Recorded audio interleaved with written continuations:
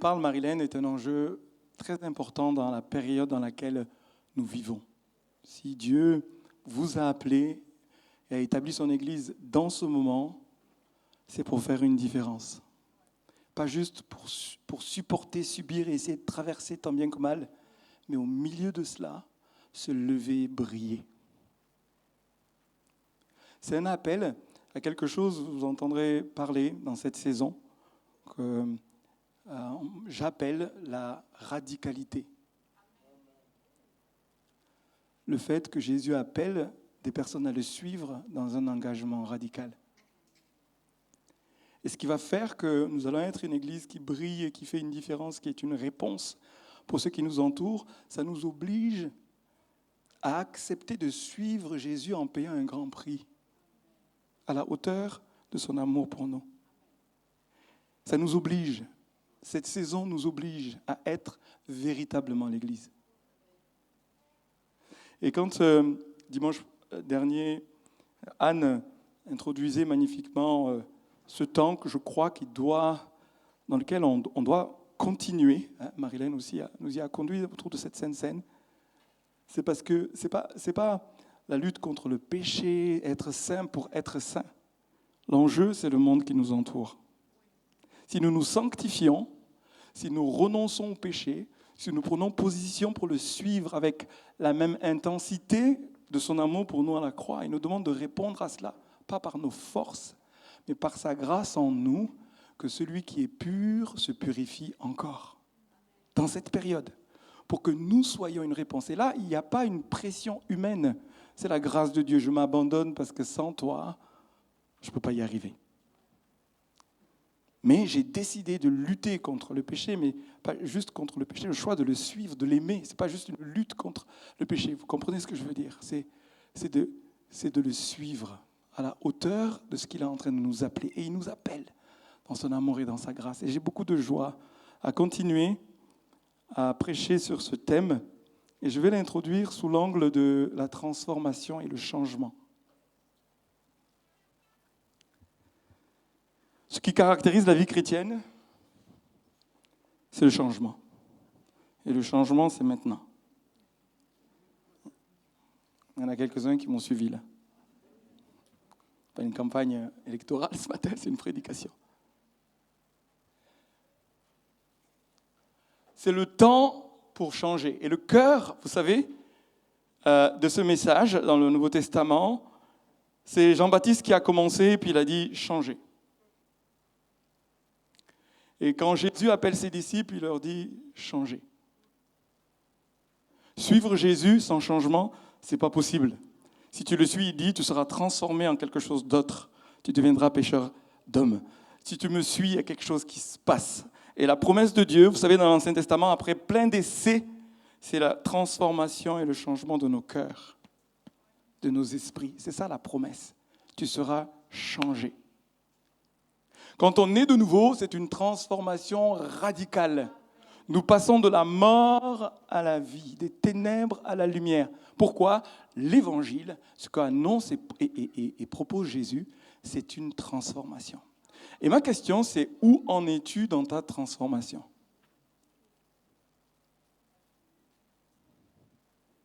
Non, ce n'est pas fini. Parce que c'est de gloire en gloire. C'est-à-dire, tu atteins une gloire, et le Seigneur dit, je veux rajouter une gloire encore. Tu me contemples, tu vas être transformé. Tu me suis, tu vas être transformé. Tu lis ma parole, tu vas être transformé. Tu marches avec moi, tu vas être transformé. Et aujourd'hui, je voudrais nous défier, tous ici, au changement. Au changement. Mais un changement qui va venir nous chercher à l'intérieur. Une nouvelle créature. Jésus dit, tu veux vivre les choses du royaume, tu veux vivre des choses extraordinaires. Il disait ça à Nicodème. Il faut qu'il y ait une transformation radicale. Que tu changes, que tu naisses de nouveau.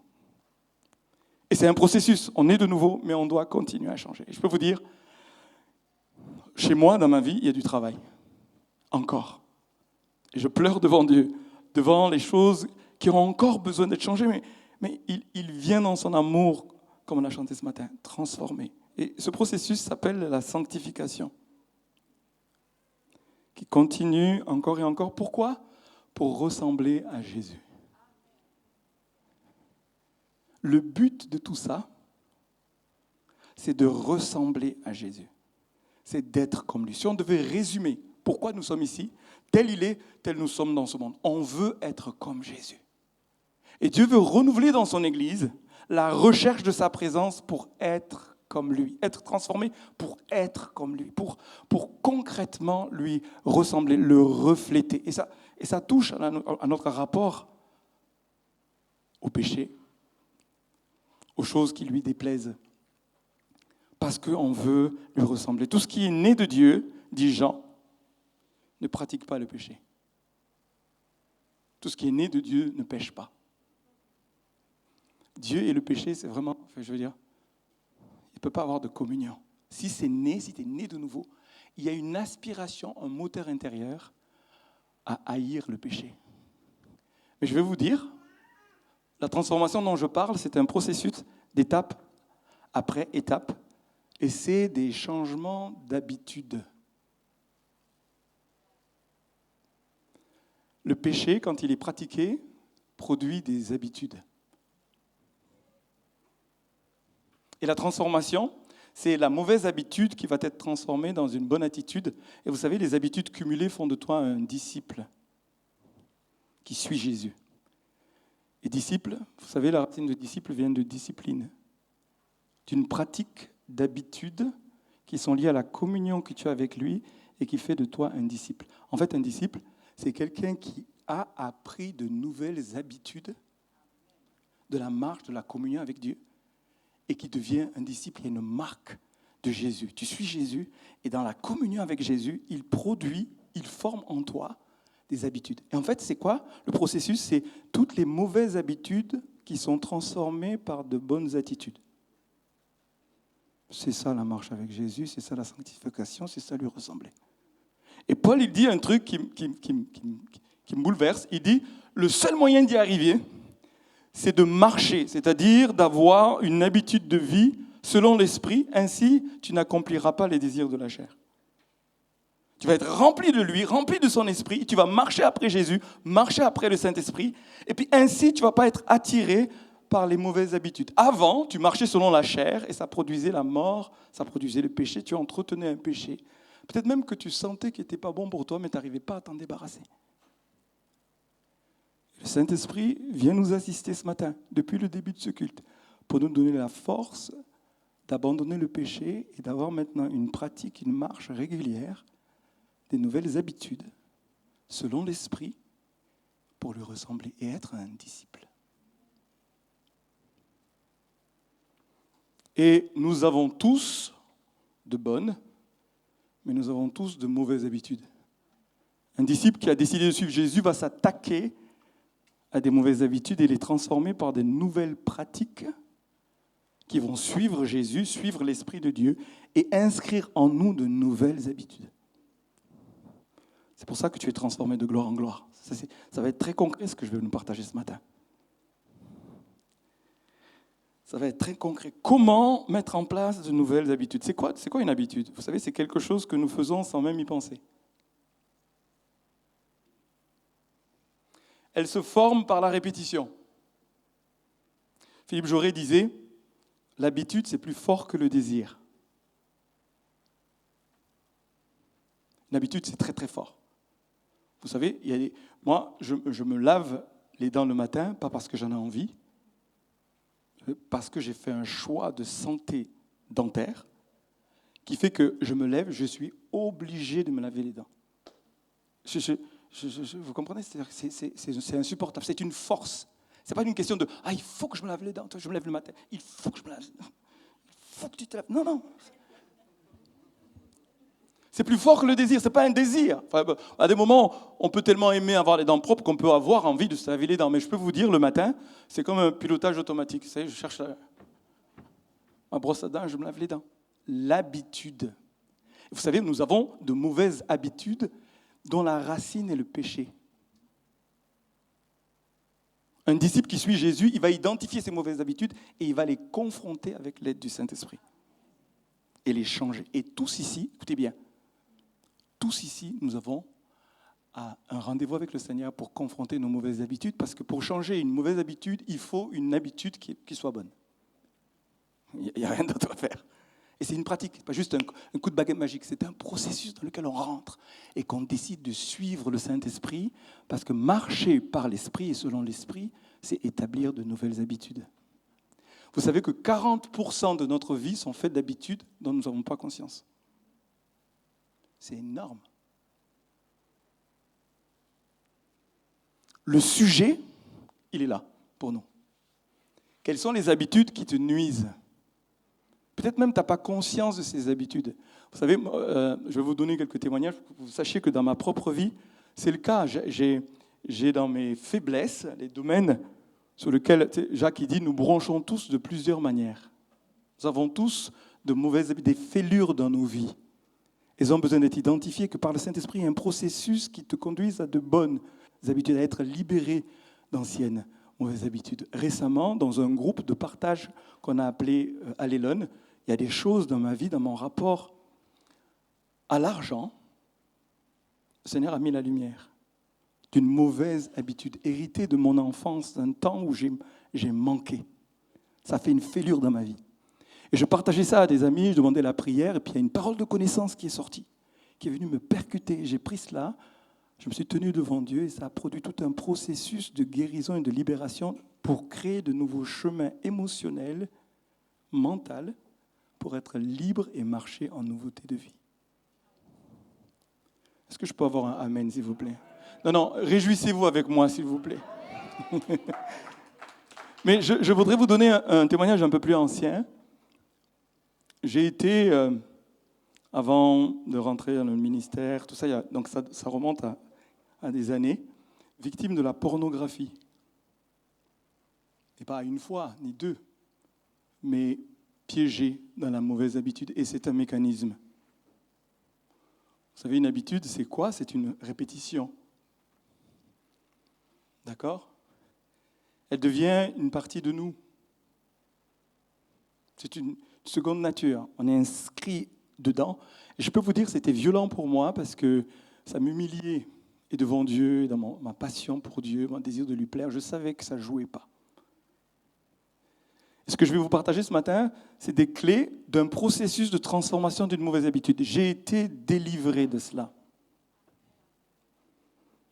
Dans une pratique en nouveauté de vie, parce que tu peux essayer, puis tu tombes, et tu essayes, et tu tombes, et tu essayes, et tu tombes. C'est une puissance, vous savez, et ça demande un courage de mettre en place des mécanismes qui produisent la liberté. C'est possible.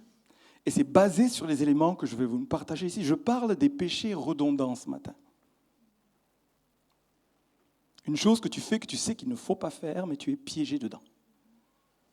Pour en être libéré, ça ne demande pas qu'une demande de pardon, c'est un processus, des éléments, plusieurs. Ça peut être la colère, ça peut être des schémas émotionnels. Il y a des personnes qui sont piégées par des habitudes, c'est des mécanismes, c'est une réaction. Et des fois, les réactions sont prévisibles. Tu sais que la personne, parce qu'il y a une habitude inscrite, va réagir de telle manière. C'est une racine qui a besoin d'être touchée. La lumière doit venir là, l'amour de Dieu doit venir là, la force d'en haut doit venir là pour marcher en nouveauté de vie. Et ainsi lui ressembler librement.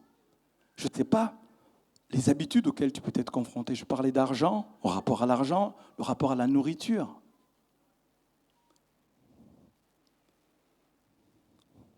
Une dépendance même à des personnes. On peut être piégé dans un schéma. Des gens qui peuvent se faire frapper dessus, d'accord ? Ils savent que ce n'est pas bien, ils n'arrivent pas à en sortir. Il y a une addiction, il y a des addictions de tout ordre, même à son téléphone.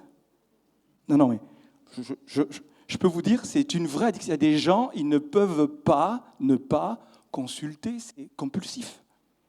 C'est un mécanisme d'habitude, un schéma dans lequel tu es piégé, dont tu as besoin d'être libéré.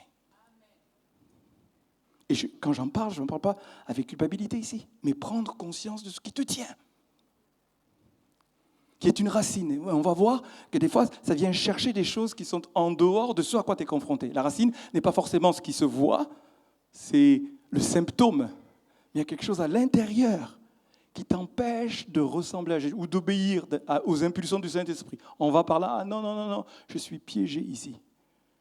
Et on va accueillir le Seigneur, il va faire son œuvre. Est-ce que vous le voulez bien ce matin? Tout le monde a de mauvaises habitudes. Et l'enjeu, c'est de créer des bonnes. Certaines sont évidentes, ces habitudes, d'autres sont cachées. Des fois, c'est carrément des addictions, une dépendance. Elles peuvent être physiques. Vous savez, on peut même avoir des addictions sexuelles, émotionnelles, des gens qui sont piégés par la crainte, par l'inquiétude. C'est une racine de péché profond. Vous savez, on peut parler des péchés extérieurs, mais on peut manquer le but dont nous parlait Anne, par la crainte. Il y a des gens, émotionnellement, ils ont l'habitude de la crainte, de l'inquiétude, une habitude mentale, émotionnelle, des réflexes. D'accord?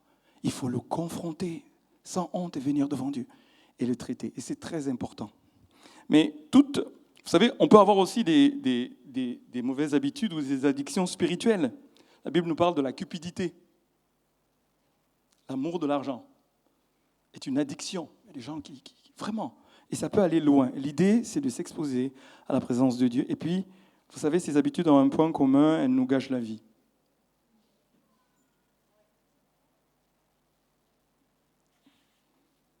Ça nous gâche la vie, et non seulement la nôtre, mais celle des autres.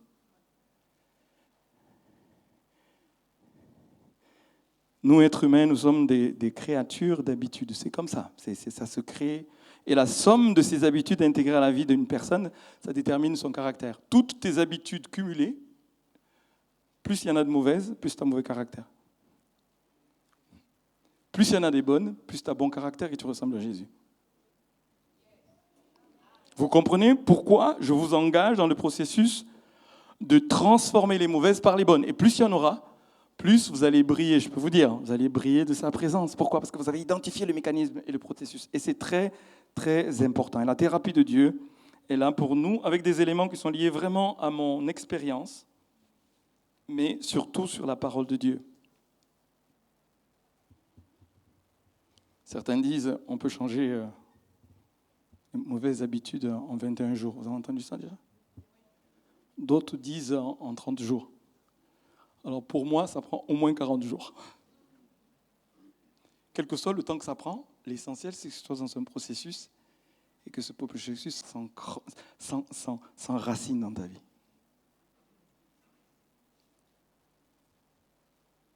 Alors, première, vous allez voir, ça va être rapide, ça va être 10 points, 10 combinaisons.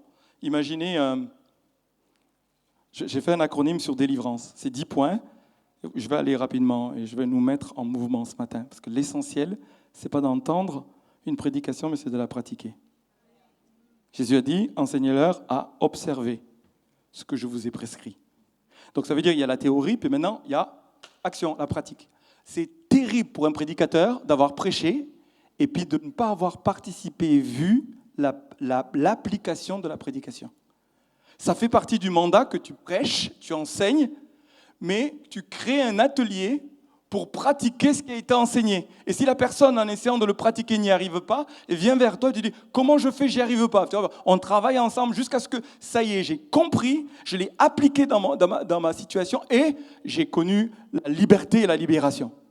Imaginez une combinaison, un verrou à 10 chiffres. Vous savez, ou plutôt 10 chiffres, c'est ça? Un verrou où il faut des chiffres, puis un code. Mais là, je vais vous donner le code et imaginez qu'à la fin, clac, ça s'ouvre et vous êtes libre. La nouvelle habitude s'installe. Et des fois, il en faut 2, 3 seulement combinés, puis la nouvelle habitude vient et le processus de transformation se met en place. La première des choses, c'est qu'il faut démarrer aujourd'hui.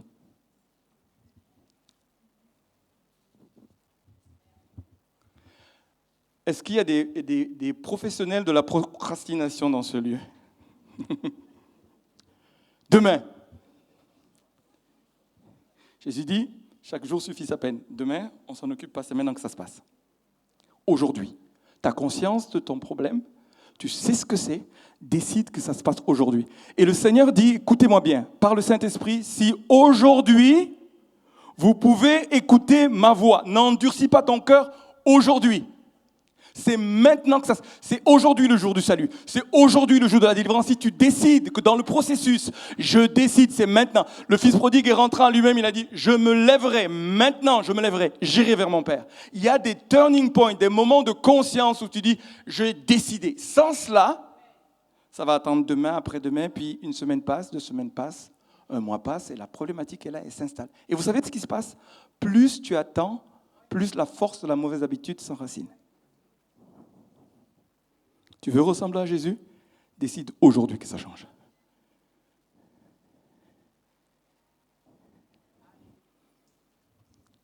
C'est aujourd'hui.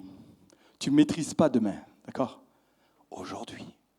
L'exercice de ta volonté. Et vous allez voir, ça va se combiner avec d'autres choses. Mais c'est très important qu'il y ait une décision. Si tu attends que toutes les conditions soient réunies, tu n'auras jamais rien. Vous savez, qu'est-ce qu'on peut se raconter comme histoire? Non, pas aujourd'hui parce que. Pas aujourd'hui, mais tu comprends, c'est pas aligné encore. Non, les choses ne sont pas alignées encore. Non. Je voudrais nous encourager, nous doper à prendre une décision. Et je voudrais que cette décision, tu trouves la formule pour la faire. Ça peut être aller trouver quelqu'un, ça peut être poser un acte, mais tu vas voir l'importance de te mettre en mouvement. C'est déterminant, et j'insiste ici. Mais je continue. Examinez votre vie. Le E de la délivrance. Examinez vous-même pour savoir si vous êtes dans la foi. Éprouvez-vous vous-même. Arrêtez-vous et sondez vos cœurs.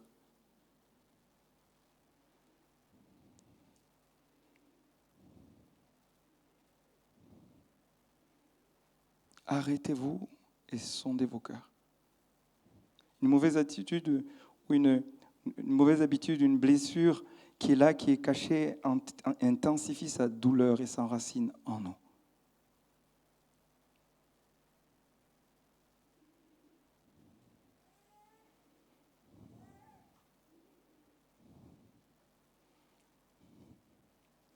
J'ai lu un livre qui m'a bouleversé, qui m'a marqué. Je pense que ça fait partie des 5 livres les plus importants que j'ai lus dans ma vie. Ça s'appelle God's Generals, c'est-à-dire ça rapporte la vie de tous les grands hommes de Dieu, de réveil, qui ont vécu des choses extraordinaires.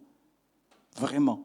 Vous savez, les réveils dont on rêve, des miracles, des choses extraordinaires. Il y avait dans leur vie des mauvaises habitudes cachées, qui n'ont pas été mises à la lumière. Et quand on analyse la fin de leur vie, certains d'entre eux, ils ont fini, mais brisés par une mauvaise habitude qui n'a pas été traitée, qui n'a pas été mise à la lumière, qui n'a pas été rencontrée par la grâce de Dieu. Et vous allez voir, dans les éléments que je vais vous dire, non seulement il y a le fait d'être honnête et de s'examiner, d'accepter la lumière et la grâce de Dieu pour pouvoir l'exposer et à Dieu et à d'autres. Et je peux vous dire, des fois, on a l'impression que Dieu ne voit pas ce qu'on cache. On est tellement berné par les mensonges qu'on ne sait pas, comme Adam qui va se cacher, comme si Dieu ne va pas voir là où il s'est caché. Et il a mis des feuilles de figuier. Comme si les feuilles de figuier allaient empêcher Dieu de voir. Examine, accepte la lumière et viens. Ça va te libérer puissamment de choisir cela, choisir la lumière. Et ce lieu, cette église, cette maison, est un lieu où on accueille tous ceux qui viennent à la lumière dans la grâce et sans jugement. C'est pourquoi je choisis de partager mes faiblesses. C'est pourquoi je choisis de dire, moi-même, je suis en processus de transformation. Moi-même, je trouve des frères et des sœurs. Moi-même, je pratique ce qui est là pour que tout le monde ici soit en sécurité suffisante. Je peux venir exposer cela devant Dieu. Je peux venir exposer cela devant les frères et les sœurs. 2, examine ta vie. Mets la lumière. Accepte cela. Ça va faire une vraie différence. Ça va faire une vraie différence. Ce qu'a vécu David, on va le voir, qui est un exemple tellement fort dont nous parlait Anne dimanche dernier. Il dit, sonde-moi, ô Dieu, et connais mon cœur. Éprouve-moi. Je ne veux pas marcher sur la voie de l'idolâtrie ou qui va me détourner de toi. Garde mon cœur, sonde-moi. Il y a une vraie démarche qui fait que quand la lumière vient, il s'expose au lieu de revenir en arrière. Il y a des tas d'exemples comme ça, bibliques, comme Pierre et d'autres, qui ont accepté d'être rejoints, même après une trahison, par la grâce et l'amour de Dieu. Elle, libérez vos proches du fardeau de votre mauvaise habitude. Une mauvaise habitude vous fait du tort. Une mauvaise habitude fait du tort à ceux qui sont autour de vous. Ça va participer à votre délivrance et votre guérison, vous savez quoi? D'en avoir conscience et d'aller demander pardon.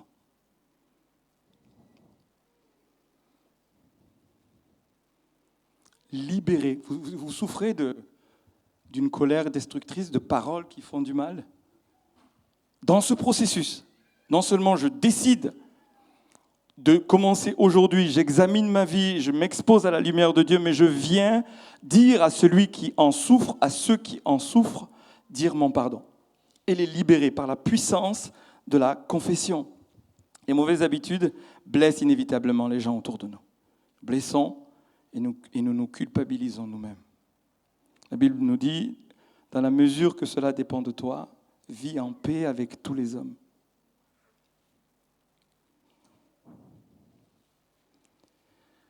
Alléluia. Et je voudrais même, vous savez, il y a des gens qui ont peut-être vécu des divorces. Et on peut demander pardon à des personnes à qui on a fait du tort à cause de nos mauvaises habitudes. Même si on est séparés. Je voudrais nous libérer. Je crois que nous ne mesurons pas l'impact des conséquences de ce que nous faisons et que quand nous allons et devant Dieu et devant des personnes à qui on a fait du tort, ça a un bénéfice sur nos propres vies. Ça participe à notre libération quand on libère les autres. Allô, vous êtes avec moi là?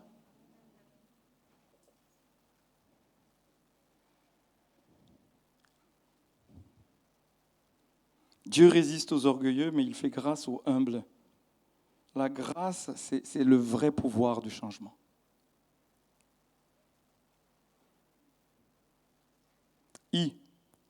Inviter un tiers à devenir un vis-à-vis.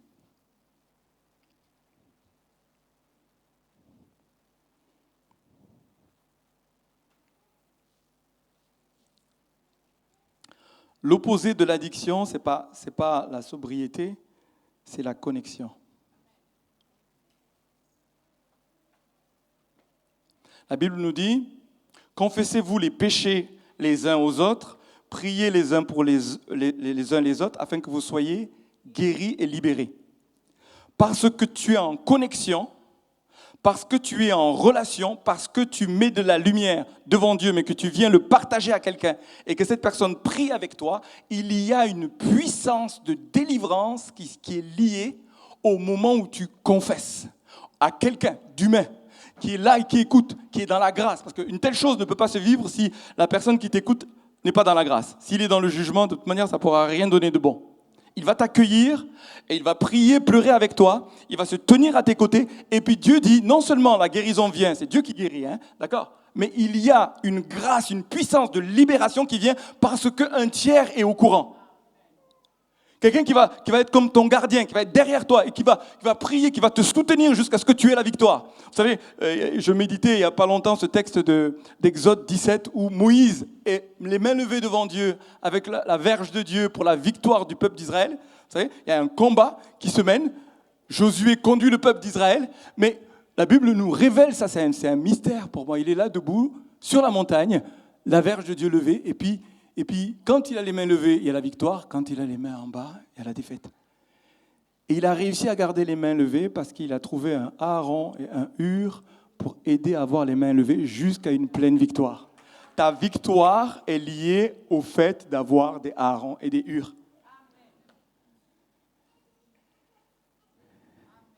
Ça veut dire des personnes à qui tu partages tes faiblesses, tes fatigues, tes défaites, tes situations difficiles et qui vont prier avec toi. Qui vont prier avec toi et pour toi jusqu'à la victoire. Et je vais vous dire, c'est pas une fois comme ça. J'ai prié une fois pour toi, maintenant c'est bon, ça doit être guéri. Comment ça? Tu es retombé, tu sais? Non. Ça demande des mains levées. Et je garde mes mains levées. Et je garde les mains levées. Soutien, soutien, soutien. Puis au bout d'un moment, même si tu es fatigué, parce qu'on est ensemble, la victoire vient. Et c'est une promesse du Seigneur que j'ai vécue dans ma propre vie. Vraiment, c'est une grâce. Et je voudrais tellement que vous rentriez dedans, parce que c'est ça qui t'amène à ressembler à Jésus. À enclencher le processus d'avoir une nouvelle bonne habitude pour être libre.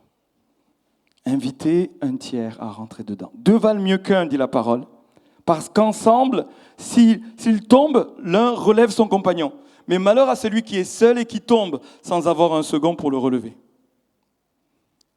Un tiers. Là, l'Église est l'Église. Si tu n'as pas un frère, une sœur, mais l'Église, c'est quoi? C'est le rassemblement de frères et sœurs. On peut utiliser le terme frères et sœurs, vous savez?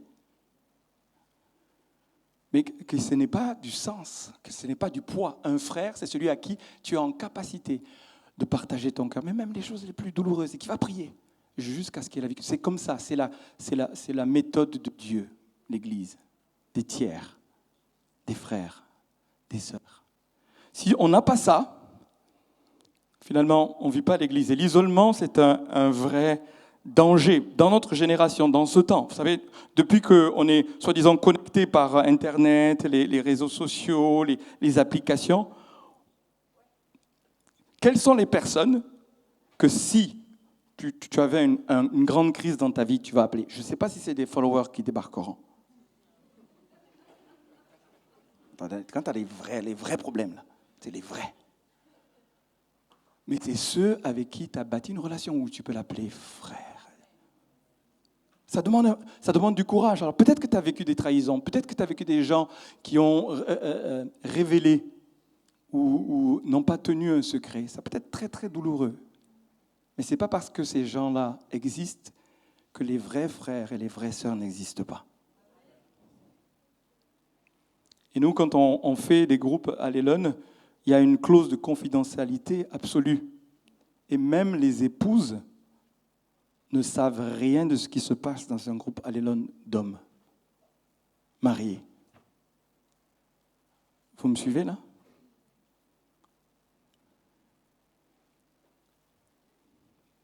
Invitez des tiers. Tu veux être libéré? Invite des tiers. Alléluia. Alors, et là ça rejoint ce que nous disait Anne dimanche dernier, verbaliser, confesser le péché, que ça sorte de votre bouche. Je peux vous dire, j'ai prêché il y a 15 jours sur la puissance de la parole, et je vous dis, quand moi-même, depuis, je sais la puissance de la parole, je confesse quelque chose. Je dis la même chose que Dieu. Vous savez, confesser ses péchés. Les gens qui me disaient, pendant que je prêchais, il y a quelqu'un qui n'avait pas l'habitude de venir à l'église. Elle a posé la question à sa voisine qui l'accompagnait en disant, mais c'est quoi confesser? Quand il dit confesser, est-ce qu'il parle de confesser? Parce que je parlais de la proclamation de la parole.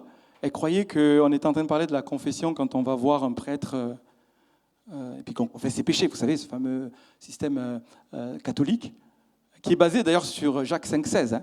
Confesser les péchés, sauf que eux, c'est auprès d'un prêtre. Bon, ils ont résolu le problème de la confidentialité entre frères et sœurs. Alors que là, la parole nous dit entre frères et sœurs, les uns les autres. Ce n'est pas le prêtre et les autres. D'accord? C'est pourquoi moi je respecte l'approche catholique, mais chez nous, la confession se fait entre frères et sœurs. Par contre, confesser, verbaliser devant Dieu, c'est puissant. Parce que ça sort de ta bouche et que tu dis, je dis la même chose que Dieu. Confesser, c'est dire la même chose que Dieu. Dieu dit, c'est un péché. Je dis devant Dieu, j'ai péché contre toi. Je le confesse. Je reconnais que j'ai péché. Vous savez, on pourrait être évangélique et oublier de le faire. Et je peux vous dire, cette étape où je dis à Dieu, comme ce fils prodigue, qui fléchit le genou, qui rentre en lui-même, il dit, j'irai vers mon Père, et je lui dirai, j'ai péché contre le ciel et contre toi. Il y a deux dimensions. Je confesse à Dieu, j'ai péché. Et vous savez, je ne vous propose pas de le faire dans un esprit religieux, puis, où on se flagelle. Non, je reconnais dans mon cœur, dans mon fort intérieur, j'ai conscience que je t'ai fait du tort. Je t'ai blessé. Je viens te dire pardon. Je peux vous dire, ça participe à ta libération.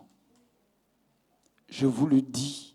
Ça participe, quand bien même tu l'as fait une fois et tu l'as fait 2 fois, je parle de péché redondant, refais-le encore. Démarre aujourd'hui, mais refais-le encore. C'est puissant. Il y a une puissance dans la confession de Dieu. Je dis la vérité, je dis ce que Dieu dit, et ainsi moi-même, je suis libéré. Ça vient percuter ma vie. La parole de confession de la vérité, je dis la vérité, je reconnais la vérité, j'ai eu tort, et je te demande pardon, je le fais devant Dieu. C'est puissant pour venir nous libérer. Car la parole nous dit, si celui qui cache ses transgressions ne prospère point, mais celui qui les avoue et les délaisse obtient miséricorde.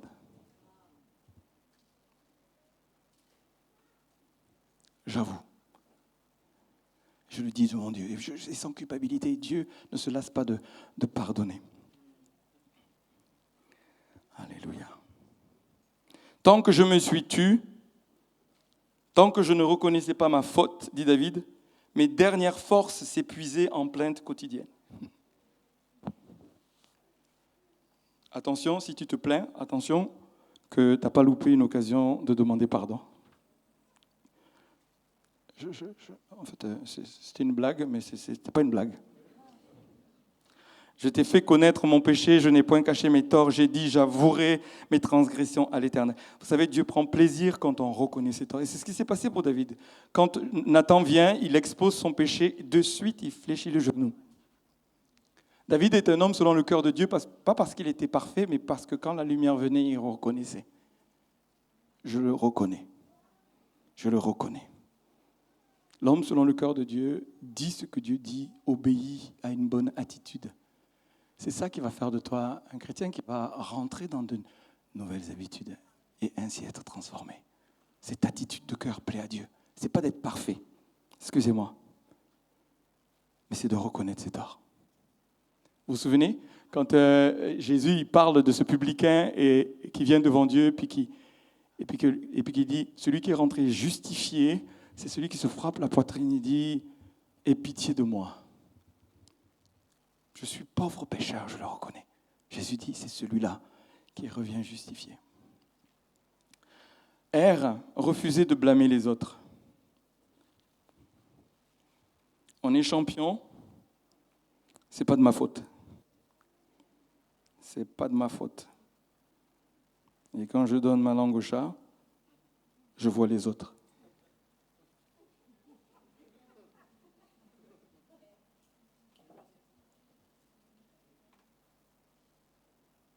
R, oui, R.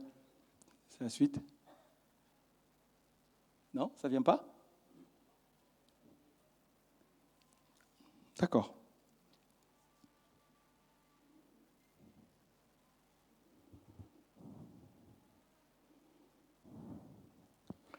Là, vous avez remarqué que quand Adam et Ève pêchent, ce n'est pas la faute de... Pour Ève, c'est le serpent. Pour Adam, c'est Ève.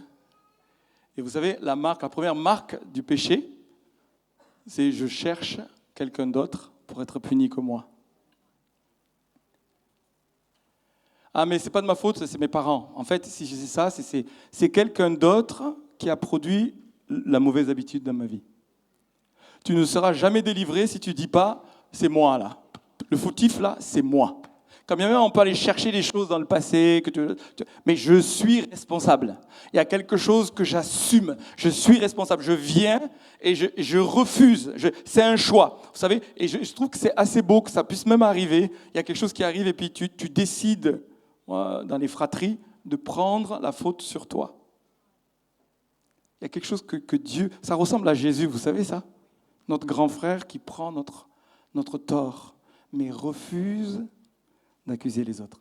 Ça, c'est une marque de l'ennemi, l'accusateur de nos frères. Vous savez, je choisis d'assumer devant Dieu et de venir en sécurité parce qu'il même sa bonté me pousse à revenir vers lui, à reconnaître mes torts et surtout, de ne pas blâmer, de ne pas rejeter les fautes sur les autres.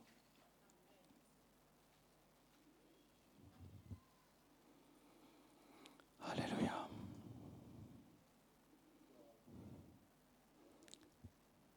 Le A, c'est appeler Christ au secours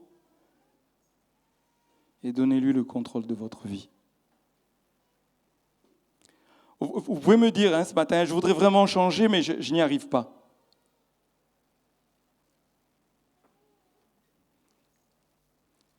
Et vous savez, quand je préparais ce temps, je sais qu'il y a des gens qui sont en vraie lutte, vous savez, entre la honte, le découragement, la douleur de l'échec, et que ça dure encore et encore, ça dure encore et encore. Aujourd'hui, dans ce lieu, je veux déclarer un jour nouveau, vraiment de tout mon cœur, mais en appliquant ce que je suis en train de dire. En appliquant ce que la parole de Dieu nous encourage. Appelez Christ, que ce soit un cri. Que ce soit un cri. Je crie à Dieu. Quand un malheureux crie. Vous savez, ce n'est pas du bout de lèvres, c'est de tout son cœur. Je crie à Dieu. Seigneur, je prends conscience que ça m'empêche de rentrer, de te ressembler et de rentrer pleinement dans la dimension que tu attends. Il y a des enjeux qui me dépassent, je me décentre de moi. Je crie à toi et c'est de tout mon cœur que je viens en disant, Seigneur, au secours. Au secours.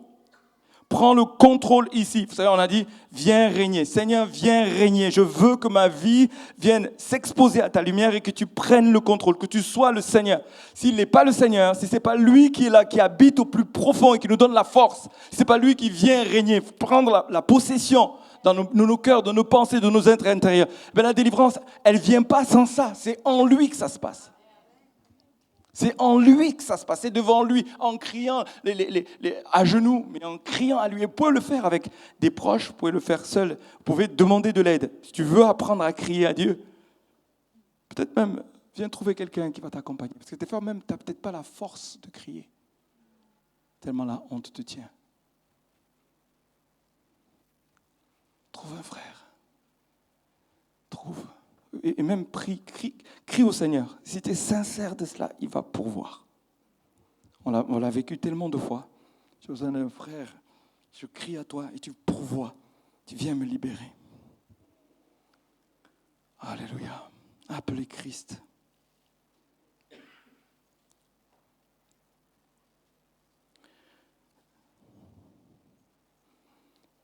Et on peut être pris dans des désirs, mais vraiment profonds, dont on peut ne pas avoir complètement conscience, d'être populaire, d'être célèbre, d'avoir du plaisir. Vous savez, des fois, d'avoir du plaisir, c'est tellement fort que de crier à Dieu pour qu'il vienne nous toucher.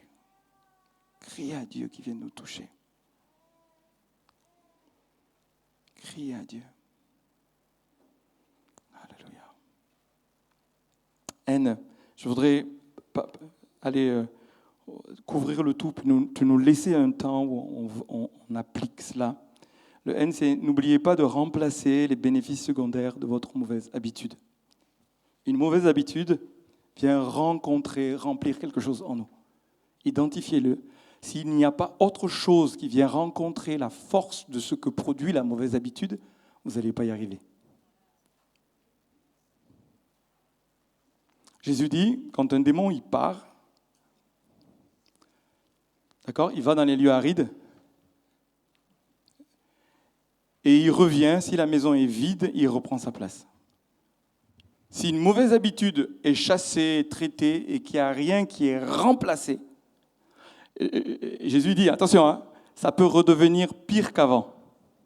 Parce que tu n'as pas identifié ce pourquoi tu as besoin de remplir. Vous savez, quand Paul il dit, ne vous enivrez pas de vin, c'est de la débauche, mais soyez au contraire remplis du Saint-Esprit. Vous savez, le Saint-Esprit produit la même chose que le vin.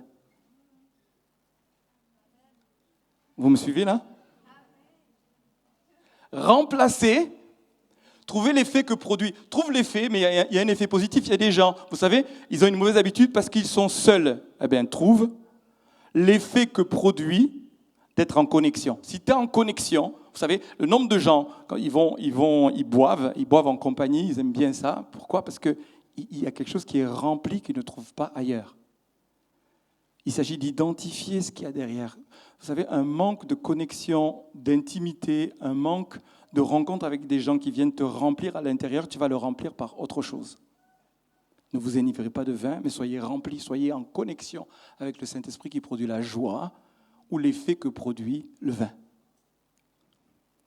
Il y a des choses qui sont au-dedans de toi, qui produisent, qui doivent être rencontrées, remplies. La Samaritaine, c'est exactement la même chose. En fait, c'est une femme qui était mariée 5 fois, Et puis le 6e, elle a dit, on va arrêter les frais, on va juste vivre à la colle. Mais en fait, au-dedans d'elle, elle avait besoin de quoi? De boire l'amour du Père. Jésus dit, va chercher ton mari. Et puis là, il lui donne une eau. En fait, il a besoin de cette eau. Sans cette eau, cette femme aurait continué à aller chercher les hommes. C'est comme ça que ça se passe. Si tu n'identifies pas ceux qui ont besoin d'être comblés, c'est sûr, la mauvaise habitude va demeurer.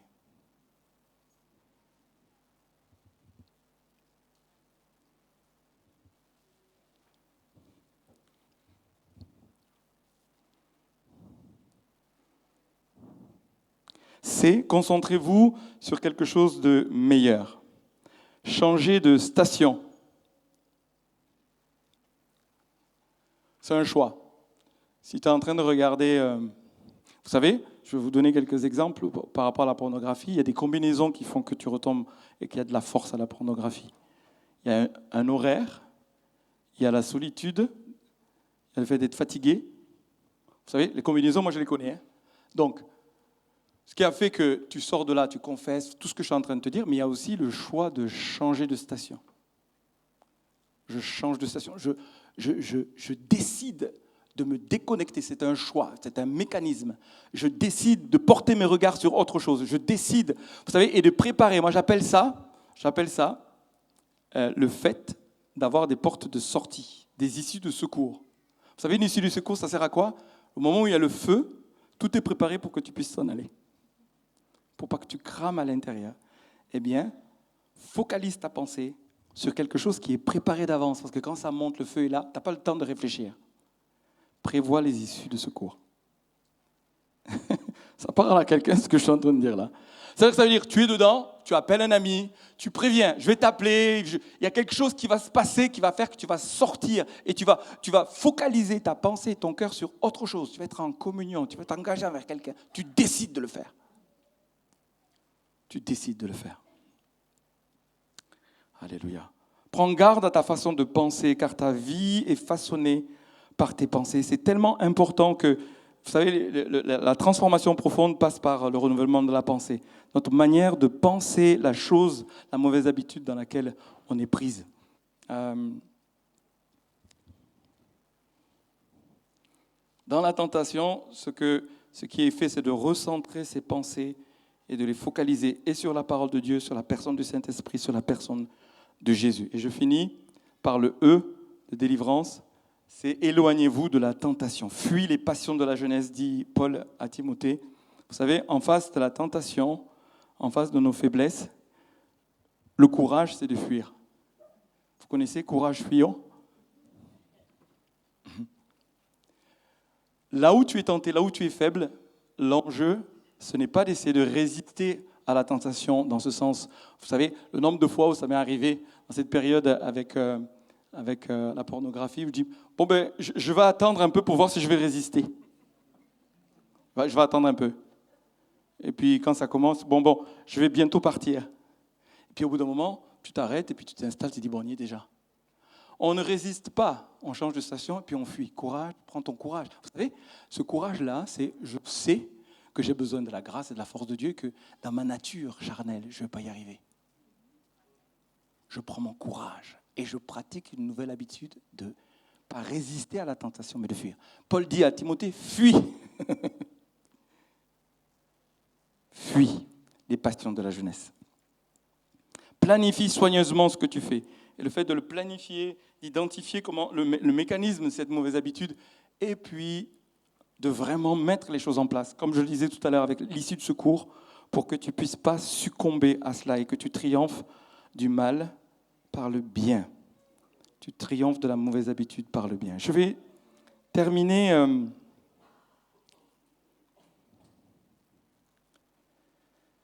juste par la prière et nous engager, mets-moi la dernière slide s'il te plaît, d'identifier la mauvaise habitude ou les mauvaises, il y en a plusieurs, mais n'en prenez pas de trop, parce que c'est un processus, vous savez. Mais ce que le Saint-Esprit vous conduit à dire, vous m'avez écouté parler ce matin, de quoi s'agit-il pour moi? Identifiez-la, et puis Est-ce que tu commences aujourd'hui? Quelles sont les mauvaises pensées qui sont rattachées à cette mauvaise habitude? À quand la libération des victimes de cette mauvaise habitude? Quel vis-à-vis choisis-tu pour en parler et prier? Ça peut être plusieurs. Je crois que plusieurs, c'est bon aussi. Quand vas-tu avouer à Dieu cette mauvaise habitude? Refuses-tu de blâmer les autres et choisis-tu de les libérer et puis pleinement de reconnaître tes torts? À quand, Seigneur, sauve-moi? Quels sont les avantages de cette mauvaise habitude et quelles sont les vérités bibliques à méditer dessus? Et enfin, quelles sont les tentations à fuir? Je veux prier parce que je crois vraiment que c'est le Seigneur qui est en train de nous interpeller, qui veut nous conduire à la transformation de gloire en gloire. Dans cette période, c'est tellement sérieux qu'il ait la victoire en nous pour qu'au travers de nous, sa grâce se répande, son message ait de la force et de l'impact. Seigneur, nous sommes devant toi. Ce matin, nous choisissons la lumière. Nous choisissons la lumière devant toi, nous choisissons la lumière les uns devant les autres. Nous savons qu'il y a une provision de grâce abondante, surabondante même. Partout où le péché a abondé, partout où les mauvaises habitudes se sont ancrées, il y a une provision de grâce surabondante. Je veux proclamer, Seigneur, le rendez-vous que tu donnes à chacun d'entre nous ce matin et dans cette saison, et demain et après-demain, pour qu'il y ait la puissance de libération, qu'on voit des vies libérées et transformées par la puissance de ton nom, de ton sang et de ton œuvre à la croix. Nous l'accueillons ensemble ce matin. Nous l'accueillons ensemble. Nous l'accueillons ensemble. Merci pour le sang de Jésus qui nous purifie de tout péché.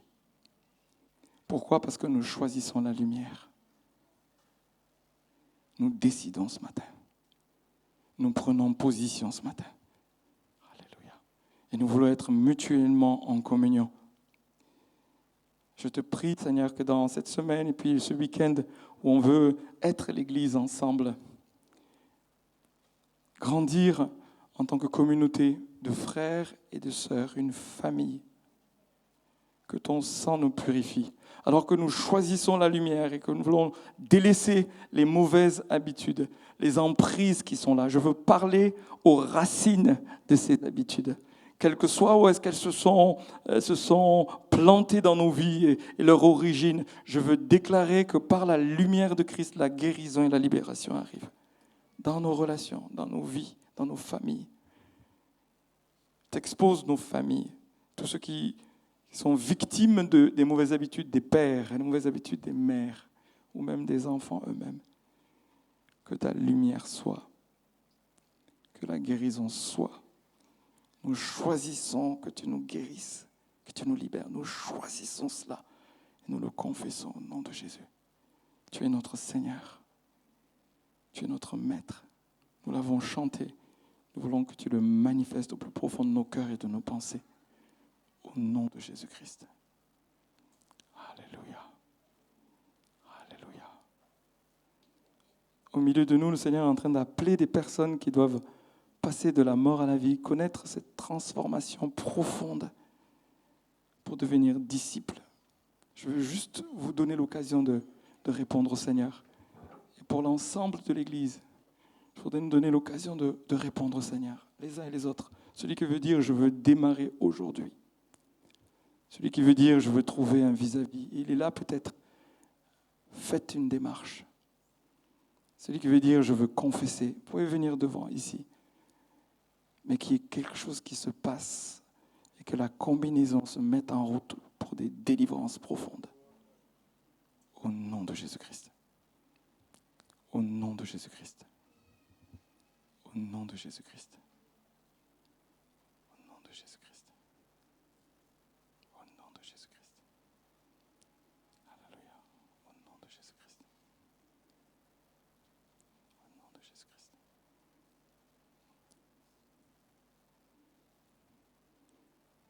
Je vois des chaînes générationnelles tomber. Je vois la malédiction générationnelle tomber. Et c'est une promesse du Seigneur, si tu te repens, l'impact de l'héritage générationnel et des péchés générationnels qui voulaient passer par toi. Et j'ordonne que ça se termine maintenant.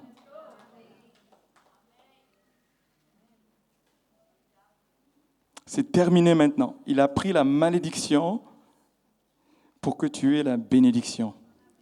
Et s'il y a une malédiction qui viendrait de tes aïeux, des péchés volontaires, même des choses où tu as été voué, où ta famille, la descendance a été vouée, je veux briser cela au nom de Jésus-Christ. Ce matin, je le déclare. Je le vois sur plusieurs familles. C'est terminé maintenant.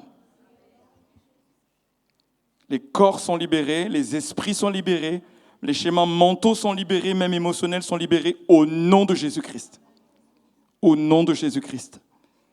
Et au nom de Jésus-Christ. Alléluia. Alléluia.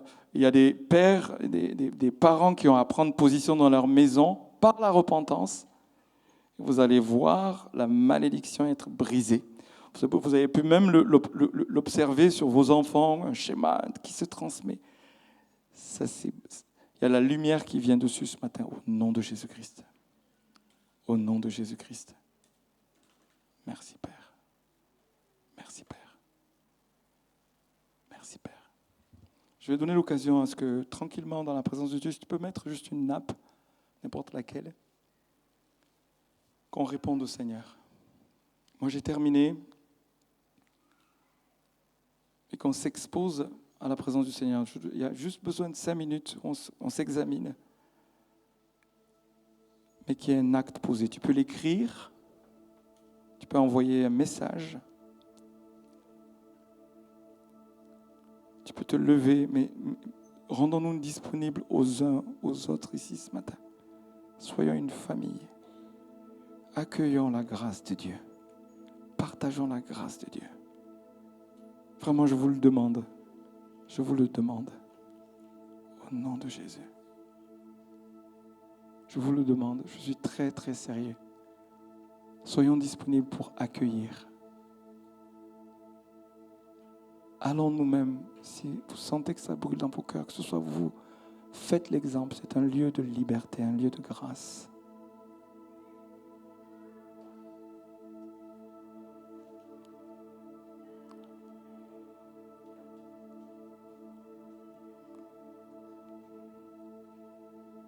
Je refuse toute condamnation, toute culpabilité, toute honte. Je le déchire dans le nom de Jésus.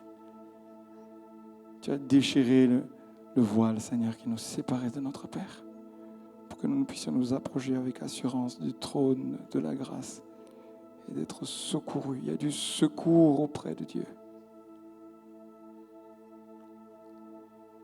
Approchons-nous de Dieu. Approchons-nous les uns des autres. Posons des actes, choisissons la lumière. Abandonnons le péché, les mécanismes du péché et les mauvaises habitudes.